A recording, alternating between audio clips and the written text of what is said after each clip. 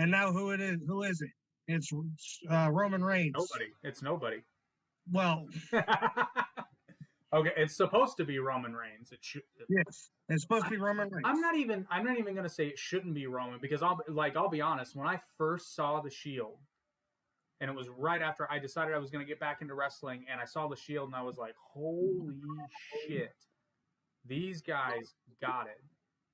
I didn't have a problem with Roman, and I even thought to myself, it was like, that dude has it.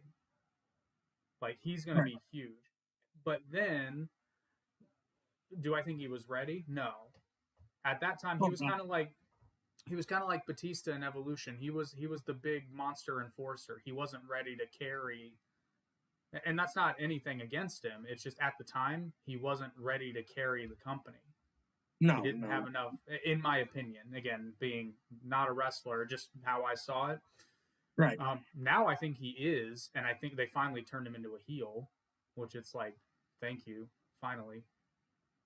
Which is the same thing that everybody, and here's the thing too is, because I'm in the business and everything and all that, but I can even look at it as a fan perspective as well, is that what we're getting with Roman is what they're wanting with Cena, but we never got it.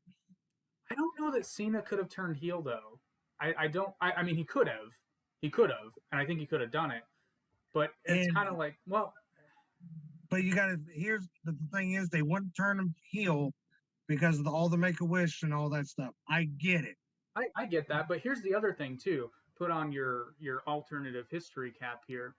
Like, everybody said one of the best moments in wrestling history was when Hulk Hogan turned heel, right? Right. But here's the thing. That was in WCW. I don't think they could have done a Hulk Hogan heel run in WWF. I really don't. I think there was too much history there. Well, they couldn't, because when they brought him back, he was so loved.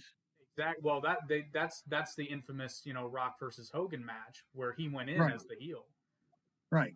Which, by the way, for those of you that aren't that familiar with wrestling, you can find it on YouTube easily. Rock versus Hogan. What pay-per-view was that again? That was WrestleMania 18.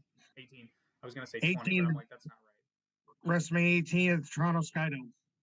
That's the encyclopedia right there. But yeah, that match. I'm an encyclopedia. But that match is a perfect example of how real wrestling can be, because Hogan went in as the heel, Rock was the babyface, and by the end of the match, it had been completely flipped. It's completely flipped, and creative had nothing to do with it. Rock and Hogan made a judgment call in the ring, and they completely I don't know if they changed the outcome. I don't think they changed the finish, but in a way, they changed the outcome. The aftermath of that match was different because the crowd was solidly on Hogan's team. That goes back to WrestleMania 13 with Austin and Bret Hart. Yep, you're right.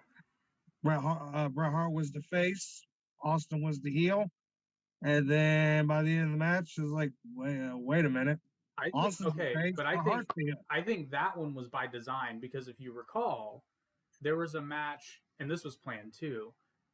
I don't remember when the match was, but it was for the Intercontinental title. It was Roddy Piper versus Bret Hart. You're talking about one here in Indianapolis. Yes, it was in Indianapolis. You're right. WrestleMania 8. Yes, it was WrestleMania 8. Damn, you're good. But you remember what happens in that match. Like, at the time, Roddy Piper was, oddly enough, he was a face's face. He was a crowd favorite. Everybody loved him. Well, they were both faces, but he was leaning towards more heel in that match. Yeah, but then he stopped himself, and that was all in storyline. Right. Something very similar happened, not so much with a heel face turn, but with the passing of the torch, so to speak, between Bret Hart and Stone Cold in their match. Yeah. And I think honestly, Bret Hart probably kind of wanted history to repeat itself a little bit there.